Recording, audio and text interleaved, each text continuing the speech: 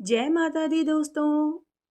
आइए अब हम नवरात्रि के चौथे दिन देवी भागवत का 5वें स्कंद का आगे का महात्म्य सुनते हैं। व्यास जी कहने लगे कि हे महाराज, भगवती जगदम्बा श्रेष्ठ स्त्री के रूप में विराजमान थी। महिषासुर के मंत्री की बात सुनकर वे मुस्कुराती हुई मेघ की भांति गंभीर वाणी में कहने लगी। देवी ने कहा कि हे मंत्रीवर, तुम्हें यह निश्चित रूप से समझ लेना चाहिए कि मैं देवताओं की जननी हूँ। मेरा नाम महालक्ष्मी है। संपूर्ण दैत्यों को मारने के लिए ही मैं प्रकट हुई हूँ। महिषासुर का वध करने के लिए समस्त देवताओं ने मुझसे प्रार्थना करी थी। उस दानव राज के कारण देवता अत्यंत कष्ट भोग रहे हैं।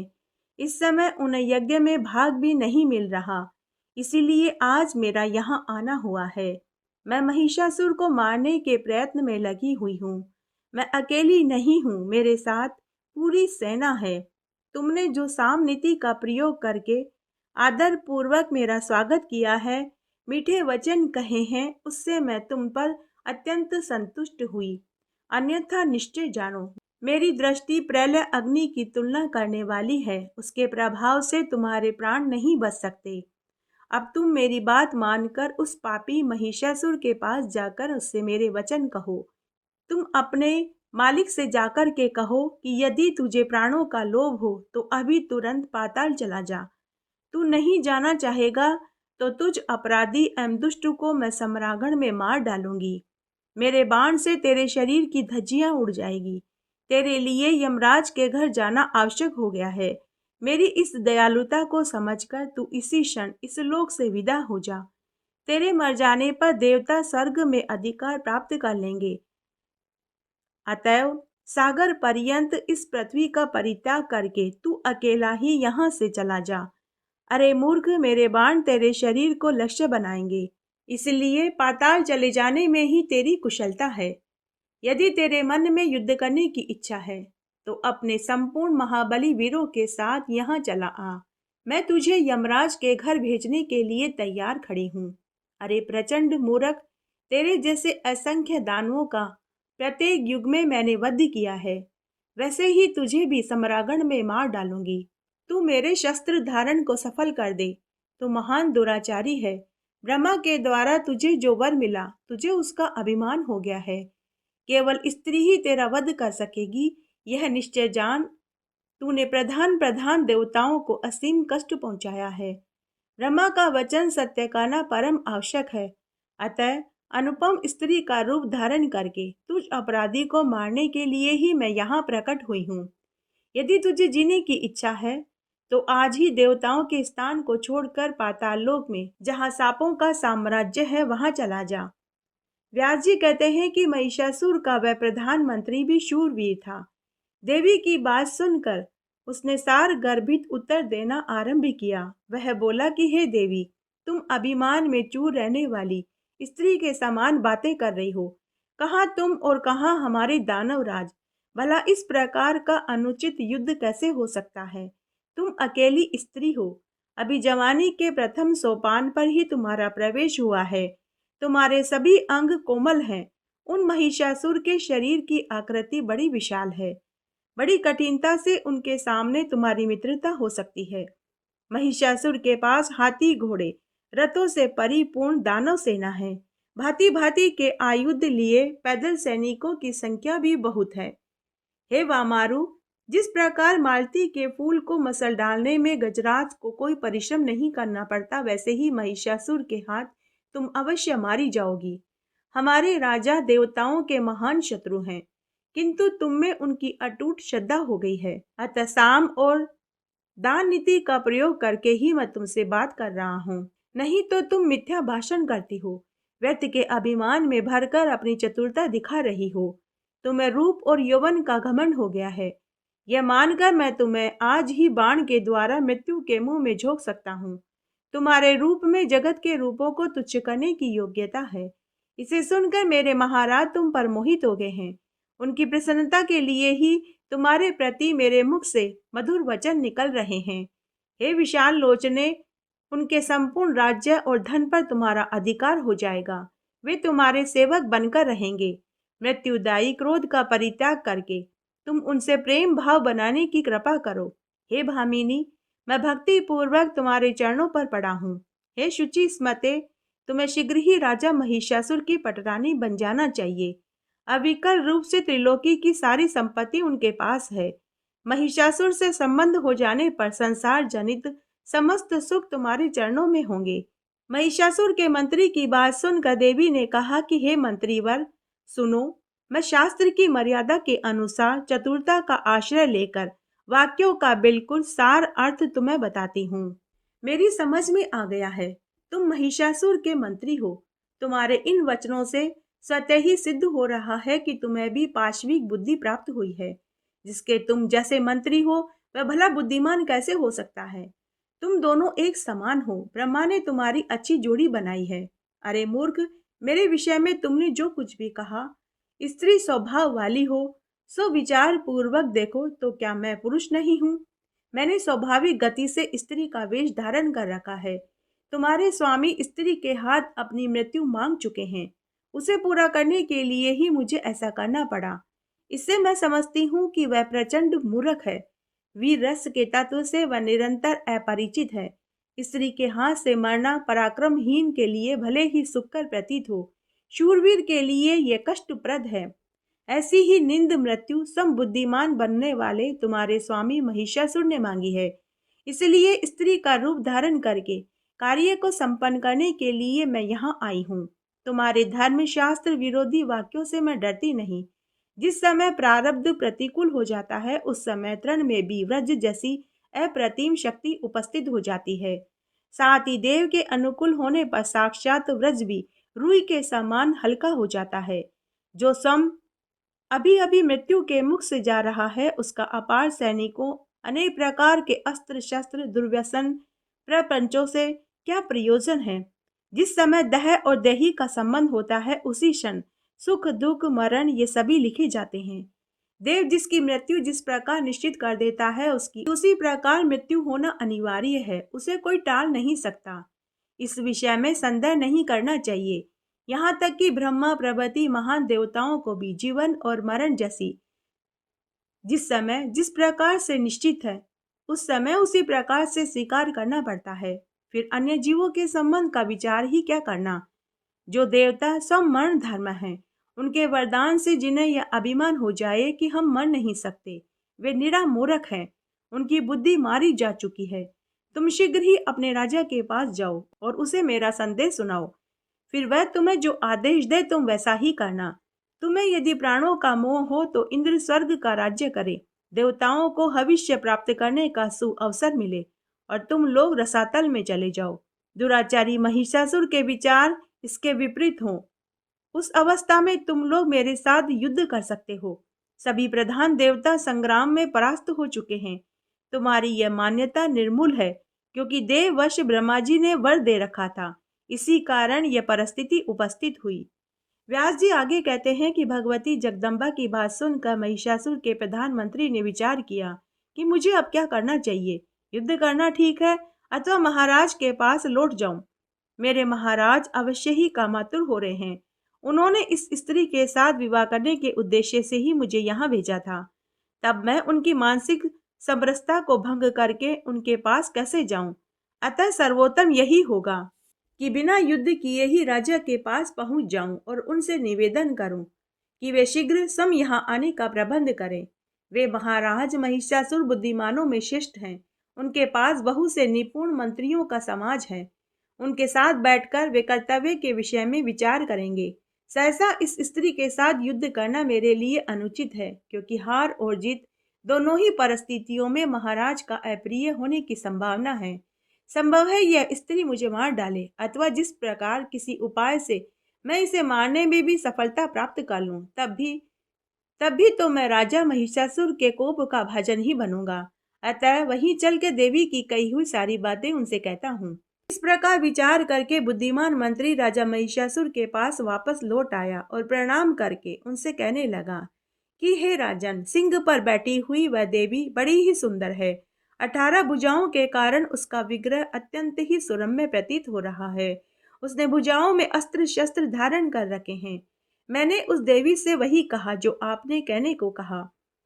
मैंने उससे कहा कि हे भामिनी, तुम राजा महिषासुर की सेवा में चलो।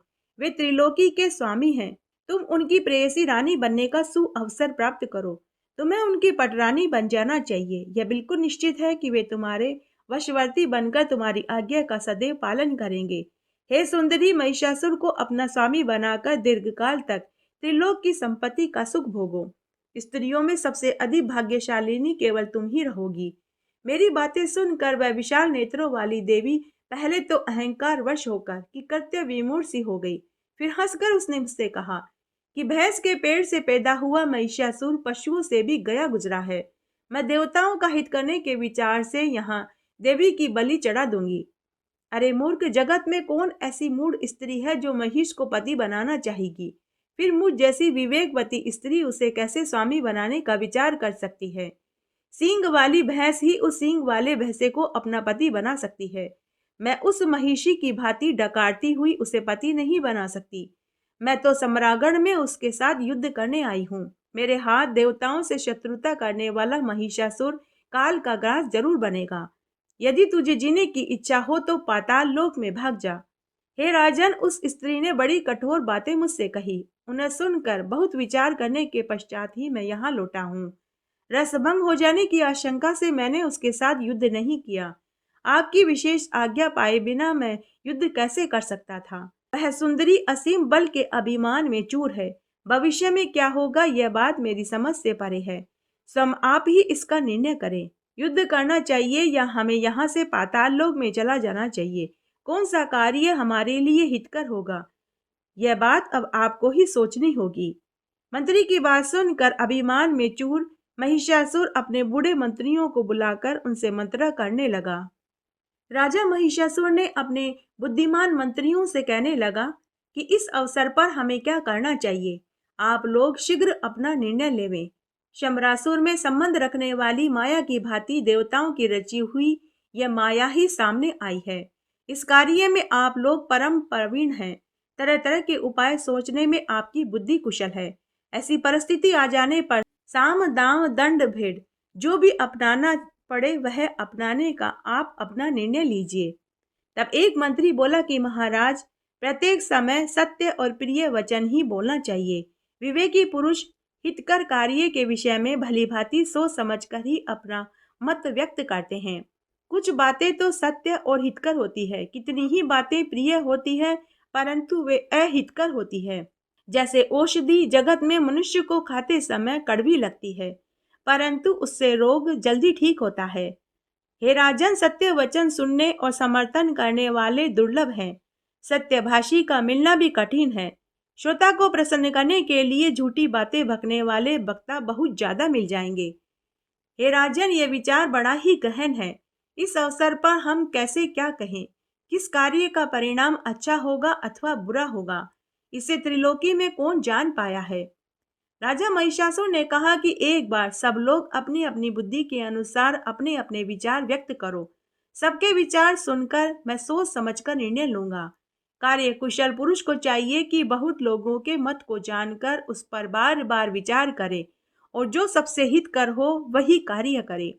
राजा महिषासुर के ऐसे वचन सुनकर महाबली विरूपाक्ष उसे प्रसन्न करते हुए झट से बोला कि हे महाराज, यह एक साधारण स्त्री है। अभिमान में भरी होने के कारण अपने मुख से ऐसे वचन निकाल रही है। केवल डराने के प्रयोजन से वह ऐसी बातें कर रही है। स्त्रियां बढ़ चढ़कर बातें करती है। यह भी इसी प्रकार की लग रही है ताकि युद्ध में किसी प्रकार परास्त न हो सके। किंतु उनके असत्यपन और साहस को जानने वाले कौन पुरुष उनसे डर सकता है? आप त्रिलोकी पर विजय प्राप्त कर चुके हैं। इस समय एक साधारण स्त्री से भयभीत होना आपके लिए बिल्कुल भी शोभनीय नहीं है। किसी दीनहीन को मारने पर वीर पुरुष को जगत में कलंक अवश्य लग सकता है। हे महाराज, मैं अकेले ही उस चंडी से युद्ध करने जा रहा हूँ। मैं उसे अवश्य मारकर लौटूंगा। अब आप निर्भय हो जाइए। कुछ सैनिक मेरे साथ भेज दीजिए। मैं अस्त्र शस्त्रों से सज धज कर जाऊंगा जिससे प्रचंड पराक्रम वाली उस दुर्दश स्त्री को परास्त कर सकूं। अब आप मेरा बल देखिए। सर्प मैं रस्सियों से बांधकर उसे आपके पास लेकर आ जाऊंगा, फिर तो वह सदा आपके अधीन होकर ही रह जाएगी। विरूपाक्ष की बात सुनकर दुर्दर्श ने उसके वचन का अनुमोदन किया। उसने महिषासुर से कहा कि हे महाराज, बुद्धिमान विरूपाक्ष की वाणी बिल्कुल सत्य है। आप तो स्वयं ही विचार कुशल हैं। मेरी भी कुछ प्रिय बातें सुनने की कृपा करें। अनुमान करने से ऐसा जच रहा है कि इस सुंदरी को कामदेव ने बनाया है। अपने रूप के अभिमान में यह प्रबल हो रही है।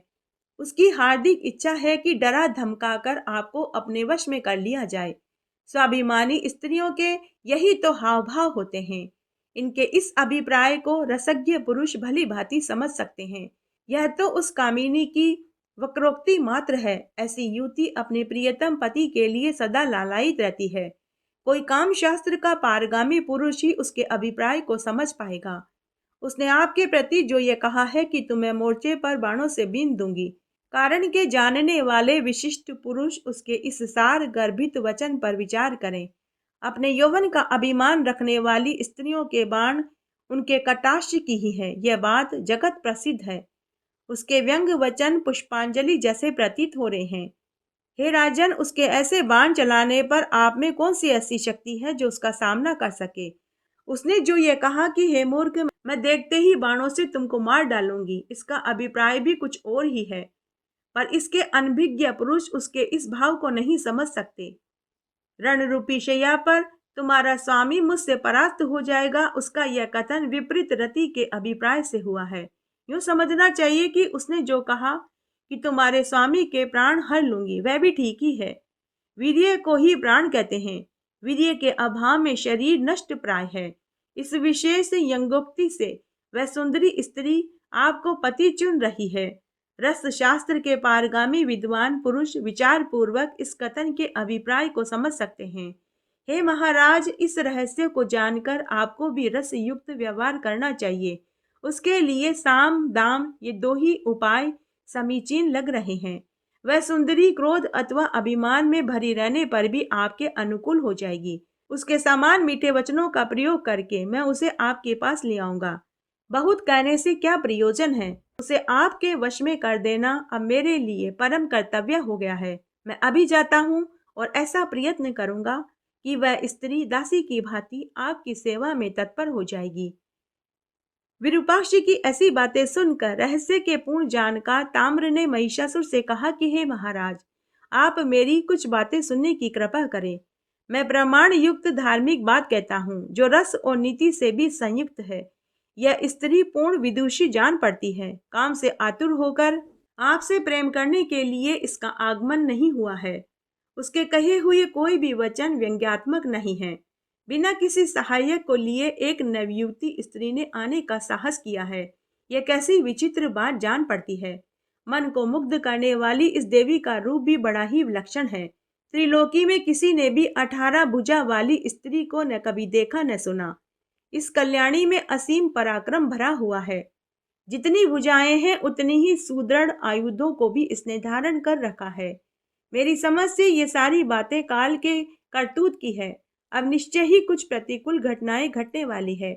मैंने रात में स्वप्न में अनिष्ट सूचक ही देखा है। इससे मुझे जान पड़ता है कि अब यमराज का डेरा यहाँ जमने वाला है।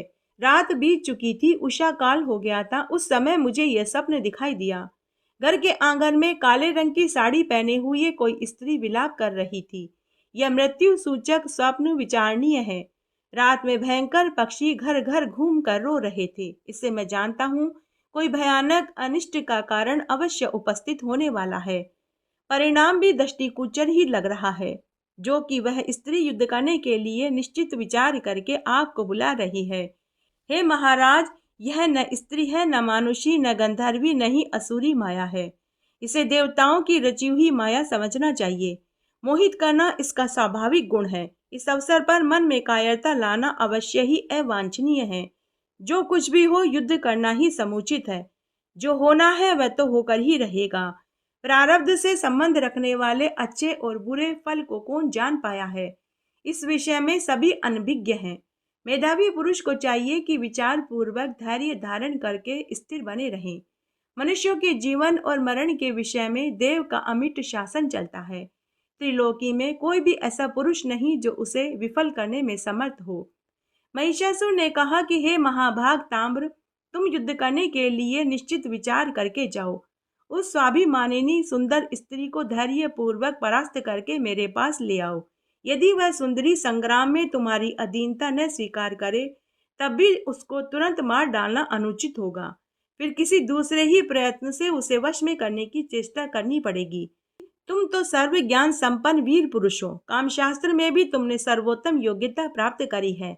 जिस किसी भी उपाय से उस स्त्री को वश में कर लेना परम आवश्यक है। तुम अभी एक विशाल सेना साथ लेकर वहां पहुंचो। जाकर बार बार विचार करके उसके हार्दिक अभिप्राय को समझने की चेष्टा करो। काम अथवा वेर किस उद्देश्य को लेकर वह यहाँ आई है, यह जानना बड़ा आवश्यक है। अथवा वह किसकी माया है। सर्वप्रथम यह निश्चय करके उसके अभिलक्षित कार्य पर विचार करना चाहिए। इसके पश्चात अपनी योग्यता और बल के अनुसार युद्ध करना समुचित है। कायरता और निर्दयता दोनों ही बिल्कुल अवांछनीय हैं। उसके मन के अनुरूप ही तुम्हें भी व्यवहार करना चाहिए। ताम्र का मस्तक मृत्यु का आसन बन चुका था। उसने महिषासुर की बातें सुनकर सेना साथ में ली और उन्हें प्रणाम करके युद्ध के लिए चल पड़ा। जाते समय मार्ग में उस दुरात्मा दानव को यमराज के दर्शन हुए, जो कि बड़ा ही अपशकुनी था। उसका मन भय और चिंता से व्याकुल हो गया। आगे बढ़ने पर ताम्र ने उन भगवती को देखा। उस समय देवी सिंह पर सवार थी। संपूर्ण देवता उनकी स्तुति कर रहे थे। समस्त आयुधों से उनकी शोभा बढ़ रही थी। ताम्र सामनीति का प्रयोग करके विनीत बनकर नम्रता पूर्वक मधुरवाणी में भगवती जगदम्बा से कहने लगा कि हे देवी, मस्तक पर सुंदर सिंह धारण करने वाले दैत्यों के सरदार महिषासुर तुम्हारे रूप और गुणों पर न्योछावर हो चुके हैं। तुमसे विवाह करने की उनकी बड़ी अभिलाषा है। हे विशाल नेत्रों वाली सुंदरी, महिषासुर देवताओं के लिए भी अजय हैं। तुम उनका मनोरथ पूर्ण करो। उन्हें पति रूप में प्राप्त करके अद्भुत नंदनवन में विहार करने का सुख भोगो। सर्वांग सुंदर शरीर के लिए सभी सुख सुलभ हैं। ऐसे कमनीय कलेवर को पाकर सब प्रकार से सुख भोगना और दुखों को दूर रखना ही तुम्हारे लिए उचित होगा। तुम्हें इतने आयु धारण करने की क्या आवश्यकता है। कमल जैसे कोमल ये तुम्हारे हाथ पुष्पों के गेंद पकड़ने योग्य हैं। भोए रूपी धनुष के रहते हुए इस धनुष की क्या आवश्यकता है। तुम्हारे कटाक्ष अचूक बाण हैं, फिर इन लौकिक बाणों से क्या प्रयोजन है। संसार में युद्ध को दुख का मूल कारण कहा गया है। इस रहस्य के जानकार मानव को युद्ध नहीं करना चाहिए। लोभासक्त अनुरागी व्यक्ति ही परस्पर लड़ते रहते हैं। पुष्पों के द्वारा भी मारपीट करना अवांछनीय है। फिर तीखे तीरों से युद्ध करने की बात का क्या मतलब है, क्योंकि अपने अंगों का छिद जाना किसी के लिए भी प्रसन्नता का कारण नहीं। हे सुंदरी, तुम्हें कृपा करनी चाहिए। देवता दानव सभी हमारे महाराज का सम्मान करते हैं। तुम उन्हें अपना स्वामी बना लो। वे तुम्हारे संपूर्ण मनोरथों को पूर्ण कर देंगे। सब प्रकार से तुम उनकी पटरानी बनकर रहोगी, इसमें कोई संदेह नहीं। मेरी बात मानो, इससे तुम्हें सर्वोत्तम सुख प्राप्त होगा। संग्राम में कष्ट भोगने के पश्चात विजय हो जाना संदेह से मुक्त विषय है। हे सुंदरी, तुम्हें राजनीति का सम्यक ज्ञान है। हजारों वर्षों तक संपूर्ण राज्य सुख भोगने की कृपा करो। तुम्हारा भावी सुशील पुत्र इस राज्य का उत्तराधिकारी बनेगा। अतः जवानी में भोग विलास करने के पश्चात बुढ़ापे में भी तुम सुख से जीवन व्यतीत कर पाओगी। ताम्र की बातें सुनकर भगवती का मुखमंडल मुस्कान से भर गया। देवी बोली कि हे ताम्र, तेरा स्वामी मूर्ख है। उस अज्ञानी के ऊपर कामदेव के बाण असर कर गए हैं। तू जा और उनसे कह दे कि जैसी तेरी जन्मदाता भैंस है, जो घास फूस खाकर तगड़ी बनी रहती है, जिसकी लंबी पूंछ है, बड़ा सा पेट है, सिर पर सींग सुशोभित है, मैं वैसी नहीं हूँ। ब्रह्मा विष्णु महेश इंद्र वरुण कुबेर अग्नि तक को भी मैं पति बनाना नहीं चाहती। इन सब प्रधान देवताओं को छोड़कर किस गुण की विशेषता से मैं पशु को स्वामी बनाऊं। मैं पति को वरण करने वाली स्त्री नहीं हूँ। मेरे शक्तिशाली पति देव विराजमान हैं। सबके कर्ता साक्षी अकर्ता निस्पृह है। निर्गुण निर्मम अनंत निरालंब निराशय सर्वज्ञ सर्वज्ञानी पूर्ण साक्षी पूर्णाशय कल्याण स्वरूप उनका श्री विग्रह है। वे सर्वत्र विराजमान हैं, क्षमा और शांति के साकार विग्रह हैं। सब कुछ देखने और समझने की शक्ति उनमें है। ऐसे सुयोग्य पति को छोड़कर मूर्ख महिषासुर को मैं पति क्यों बनाऊं? तू संभल कर मुझसे युद्ध कर। अभी तुझे यमराज की सवारी के लिए नियुक्त कर देती हूँ, अथवा तेरी पीठ पर लाद कर जनता को जल पहुंचाने की व्यवस्था करूंगी। अरे नीच, यदि तुझे प्राणों का लोभ है तो संपूर्ण दानवों के साथ शीघ्र पाताल भाग जा। अन्यथा अज्ञान से यदि विषमता में संबंध की कल्पना कर ली जाए तो दुखी उठाने पड़ते हैं। तेरी बुद्धि पर पत्थर पड़ गए हैं, इसी से तू कहता है भामिनी, तुम मेरे महाराज की उपासना करो। कहाँ मैं और कहाँ तुम्हारा सींग वाला महिषासुर? ऐसे दो व्यक्तियों में कैसे संबंध हो सकता है? इस प्रकार कहकर भगवती जगदम्बा ने बड़ी अद्भुत घोर गर्जना करी। उस अवसर पर उनके कल्पांत सदृश गर्जन से दैत्यों के मन में आतंक छा गया।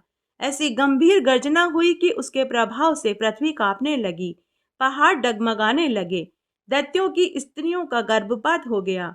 उस शब्द को सुनकर ताम्र का मन भी भय से व्याप्त हो गया। वह वहां से भागकर महिषासुर के पास चला गया। यही नहीं, उस नगर के जितने भी दैत्य थे उनके मन में व्याकुलता बढ़ गई। ताम्र को वापस आया देखकर महिषासुर की बुद्धि भी चौंधिया गई। तब मंत्रियों के साथ बैठकर वह विचार विमर्श करने लगा कि अब क्या करना चाहिए, दुर्ग का आश्रय लिया जाए या युद्ध किया जाए। तब सभी विचार करने लगे, यह स्त्री युद्ध के लिए बार बार आवाहन कर रही है, इससे बढ़कर और क्या आश्चर्य होगा। युद्ध छिड़ जाने पर विजयश्री मिलेगी या नहीं, त्रिलोकी में ये कौन जान पाया है। बहुतों की विजय और एक की हार होती है, यह भी निश्चय बात नहीं, क्योंकि युद्ध में जय और पराजय की बात सदा देव के अधीन ही होती है। शक्तिशाली पुरुष उस देव को कभी नहीं देखते। इससे सिद्ध होता है कि उद्यम और देव ये दो पक्ष हैं। शूरवीर पुरुष के मन में उद्यम की और कायर व्यक्ति के मन में देव की मान्यता है। बुद्धिपूर्वक इन सब बातों पर विचार करके उत्तम कार्य करना ही श्रेयस्कर होगा। महिषासुर के वचन सुनकर महान यशस्वी विडालाक्ष हाथ जोड़कर बोला कि हे महाराज, विशाल नेत्रों वाली इस स्त्री के विषय में फिर से हमें जानकारी प्राप्त करनी होगी। यह किस उद्देश्य से और कहां से आई है, किसके साथ इसका पाणी ग्रहण हुआ है। स्त्री के हाथ से आपका निधन निश्चित है। देवता इस विषय को भलीभांति जानते हैं। जान पड़ता है कि उन्होंने ही अपने सामूहिक तेज से इस स्त्री को उत्पन्न किया है। सभी देवता युद्ध देखने की अभिलाषा से आकाश से छिपकर देख रहे हैं।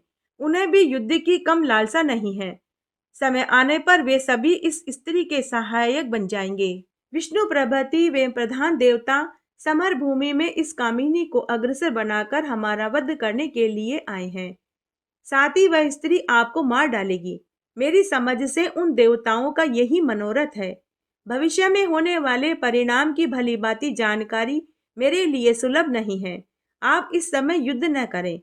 अब इसमें अधिक भी कुछ नहीं कहा जा सकता। कार्य की प्रधानता मानकर हम निरंतर आपके लिए मर मिटने को तैयार हैं। आपके साथ आनंद का अवसर भी तो हमें ही मिला है। हम आपके अनुचर हैं, यही हमारा धर्म है। दुर्मुख बोला कि हे महाराज, मैं जानता हूँ आज युद्ध में हमारी विजय अवश्य होगी। पीछे पैर रखना अवांछनीय होगा। ऐसा करने से हमारी कीर्ति पर कलंक लगेगा।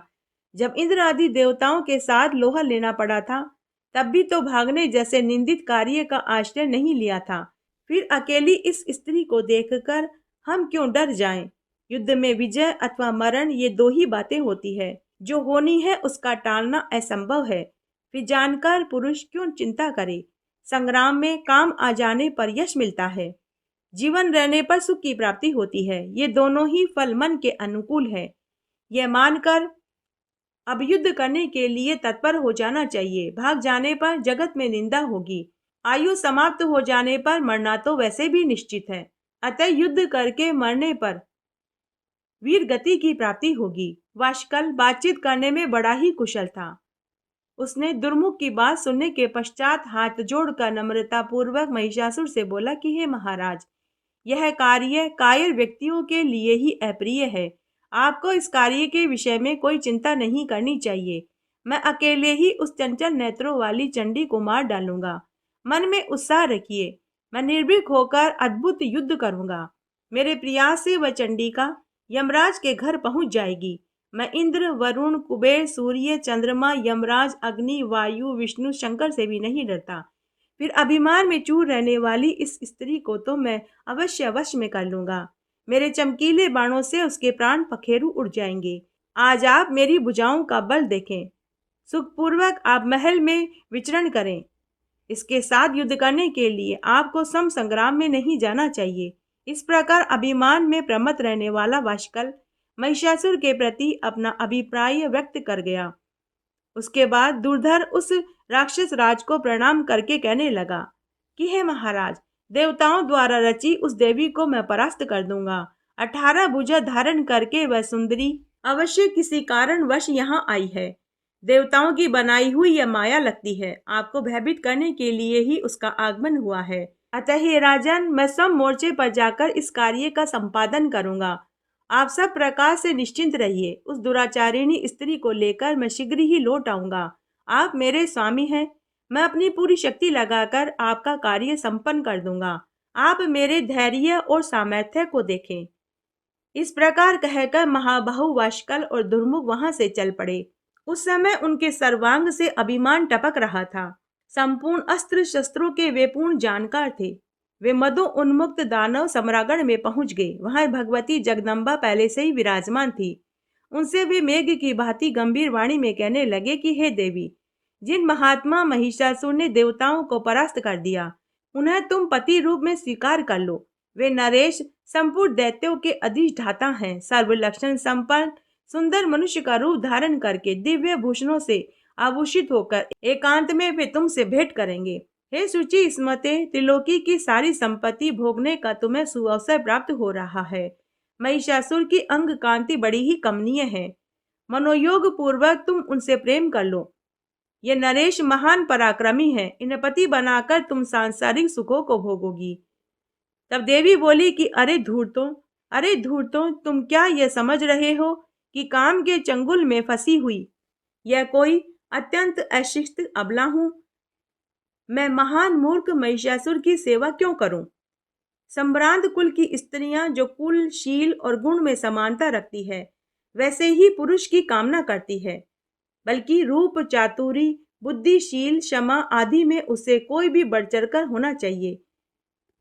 यह महिषासुर तो पशु का शरीर धारण किए है।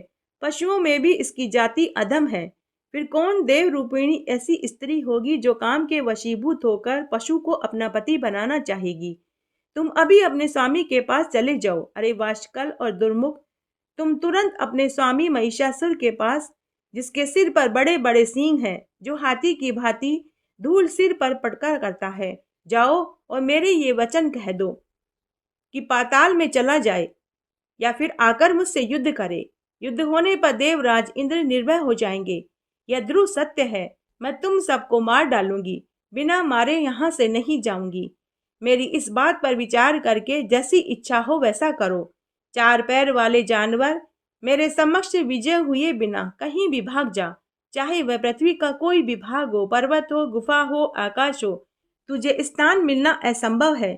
भगवती के ऐसा कहने पर वाशकल और दुर्मुख दोनों दैत्य क्रोध से तमतमा उठे। उनकी आंखें नाचने लगी। वे दोनों वीर हाथ में धनुष और बाण लेकर युद्ध करने के लिए तैयार हो गए। भगवती जगदम्बा गंभीर गर्जना करके निर्भीकता पूर्वक विराजमान थी। कुरुवंश को सुशोभित करने वाले राजन, वे दानव पूरी शक्ति लगाकर देवी के साथ युद्ध करने लगे। भगवती को देवताओं का कार्य सिद्ध करना था। वे सुमधुर गर्जन करके दानवों के प्रति प्रचुर बाण वर्षा करने लगी। उन दोनों दैत्यों में वाशकल बड़ा चंचल था। वह तुरंत सम्रागढ़ में भगवती के सामने आ गया। अभी दुर्मुख दर्शक बनकर देवी की ओर देख रहा था। फिर तो वाशकल और देवी में युद्ध शुरू हो गया। बाण, तलवार, परीद के आघात से भीरुजनों के मन में भय उत्पन्न हो रहा था। उन भगवती जगदम्बा को कोई डर नहीं था। युद्ध में अपना उत्कर्ष दिखलाने वाली उस दैत्य को देखकर उन्हें क्रोध आया। तेज धार वाले भयानक 5 बाणों को धनुष पर चढ़ाकर उन्होंने कान तक खींचा और उन्हें वाशकल पर चला दिया। दैत्यवर वाशकल के पास भी वैसे ही तीखे बाण थे। उन तीनों से उसने देवी के बाण काट डाले। साथ ही उसने 7 बाणों की वर्षा भगवती सिंह वाहिनी के ऊपर करी। देवी ने भी अत्यंत तीखे पीत वर्ण वाले 10 बाणों से उस नीच दानव पर आघात किया। साथ ही दानव के बाण अपने सहायकों से काट डाले। वे बार बार अट्टहास कर रही थी। भगवती के पास एक अर्धचंद्र नामक बाण था। उससे उन्होंने वाशकल के धनुष को छिन्न भिन्न कर डाला। तब वह दैत्य हाथ में गदा लेकर मारने के लिए देवी पर टूट पड़ा। यह देखकर चंडिका ने अपने गदा प्रहार से उसे धराशाही कर दिया। वाशकल बड़ा ही पराक्रमी था। 2 घड़ी तक जमीन पर पड़ा रहा, फिर उठा और भगवती चंडी पर गदा चलाने लगा। उस दैत्य को सामने आते देखकर देवी क्रोध से प्रबल हो गई। त्रिशूल से उसकी छाती में भीषण प्रहार किया। चोट लगते ही वाशकल जमीन पर गिर पड़ा और उसके पान पखेरु उड़ गए। वाशकल के मर जाने पर अत्यंत शक्तिशाली दुर्मुख सम्रागण में देवी के सामने उपस्थित हो गया। क्रोध से उसकी आंखें लाल थी। उस समय श्रीमान दुर्मुख कवच पहनकर रथ पर बैठा था। उसके हाथ में धनुष और बाण थे। अरे अबले, ठहर ठहर, ऐसा कहकर वह आगे बढ़ा। उसे आगे बढ़ते देखकर भगवती ने शंख ध्वनि करी। उस दानव का क्रोध बढ़ाती हुई वे अपना धनुष टंकारने लगी। तब दुर्मुख भी बाण चलाने को उद्धत हो गया। उसके तीखे शीघ्रगामी बाण विषधर सर्प के समान भयंकर थे। भगवती महामाया ने अपने सहायकों से उसके तीर काट डाले। अब दोनों में भयंकर युद्ध छिड़ गया। बाण, शक्ति, गदा, मूसल, तोमर, अनेक अस्त्र शस्त्रों से वे आपस में एक दूसरे को मारने लगे। उस समय युद्ध स्थल में रुधिर की नदी बह रही थी। उस नदी के तट पर कटकर गिरे हुए वीरों के मस्तक इस प्रकार सुशोभित हो रहे थे मानो तैरने की कला सीखने वाले यमराज के दूत अभ्यास करने के लिए तुम भी एकत्र किए हों। इस अवसर पर वहां की भूमि बड़ी भयंकर प्रतीत हो रही थी। उन्हें खाने वाले शंगाल आदि क्रूर जानवरों का युद्ध जुट गया। सियार, कुत्ते, कौवे, काक, अनेक पक्षी, गिद्धबाज उन दुष्ट दानवों के मृत शरीर को नोच नोच कर खा रहे थे। मृतकों के संसर्ग से अत्यंत ही दुर्गंधित हवा चल रही थी। मांस बख्शी जानवर बड़े जोरों से चिल्ला चिल्ला कर भयंकर आवाजें कर रहे थे। तब दुरात्मा दुर्मुख क्रोध से तिलमिला उठा। काल ने उसकी विवेक शक्ति नष्ट कर दी थी। अपनी सुंदर भुजा ऊपर उठाकर अभिमान के साथ वह देवी से कहने लगा कि अरे चंडी, तुम्हारे सभी अंग बड़े सुकोमल है। हे सुंदरी, तुम अब भी मान जाओ। मद्यपान करके मस्त रहने वाले दानेश्वर महिषासुर की सेवा करना स्वीकार कर लो, अन्यथा तुम काल का घास बन जाओगी। तब देवी बोली कि तेरी मोह सिर पर नाच रही है, तू काल से मोहित है, अतः जी भरकर अनाप शनाप बकले। मैं अभी तुझे यमराज के घर भेजने वाली हूँ, जैसे मैंने इस वाशकल को भेजा है। अरे मूर्ख, जा अथवा रह। तुझे मरना ही अभिष्ट हो तो मैं पहले तेरे प्राण लेकर मूढ़ बुद्धि महिषासुर को मारने की व्यवस्था करूंगी। दुर्मुख मरने के लिए उद्यत होकर आया। भगवती चंडिका की बात सुनकर उसने उन पर बाणों की बरसात कर दी। देवी ने अपने बाणों से दुर्मुख के बाण काट डाले। साथ ही उस दानव पर अनेक प्रकार के बड़े बड़े बाण मारे, मानो इंद्र वत्रासुर पर वज्र का प्रहार कर रहा हो। अब भगवती चंडिका और दुर्मुख दोनों में परस्पर युद्ध छिड़ गया। यह देखकर दैत्यों का कलेजा दहल उठा। तभी देवी ने शीघ्रता के साथ दुर्मुख के धनुष को काट डाला। उनके वैसे ही 5 बाणों से दानव का उत्तम रथ भी छिन्न भिन्न हो गया। रथ टूट जाने पर दुर्मुख गदा हाथ में लेकर पैदल ही भगवती की ओर दौड़ा। पूरी शक्ति लगाकर सिंह के मस्तक पर उसने गदा से चोट पहुंचाई। महाबली सिंह प्रहार से व्यतीत होने पर अपने स्थान से विचलित नहीं हुआ। गदा लेकर सामने खड़े हुए दुर्मुख को देखकर भगवती जगदम्बा ने अपनी तीखी तलवार से उसके मस्तक को धड़ से अलग कर दिया। मस्तक कट जाने पर दुर्मुख के प्राण पखेरु उड़ गए और वह जमीन पर गिर पड़ा। ऊपर आकाश में देवता यह सब कुछ देखकर आनंद से विवल हो रहे थे। उन्होंने उच्च स्वर से जयध्वनि करी। साथ ही वे देवी की स्तुति करने लगे। बहुत से देवता आकाश से उनके ऊपर पुष्प बरसाने लगे। देवताओं के मुख से जय जयकार की ध्वनि निकल रही थी। लड़ाई के मोर्चे पर दुर्मुख की जीवन लीला समाप्त हो चुकी थी। यह देखकर ऋषि, सिद्ध, गंधर्व, विद्याधर, किन्नरों के मुख पर प्रसन्नता की छवि विद्यमान हो गई। इस तरह आज हमने नवरात्रि के चौथे दिन देवी भागवत का यह अध्याय सुना। आशा करती हूँ आपको इस अध्याय को सुनने का बहुत फल मिलेगा। मेरे साथ बने रहने के लिए आपका धन्यवाद। आगे आने वाली कथा कहानी के लिए भी आप इसी तरह मेरे साथ बने रहें। धन्यवाद।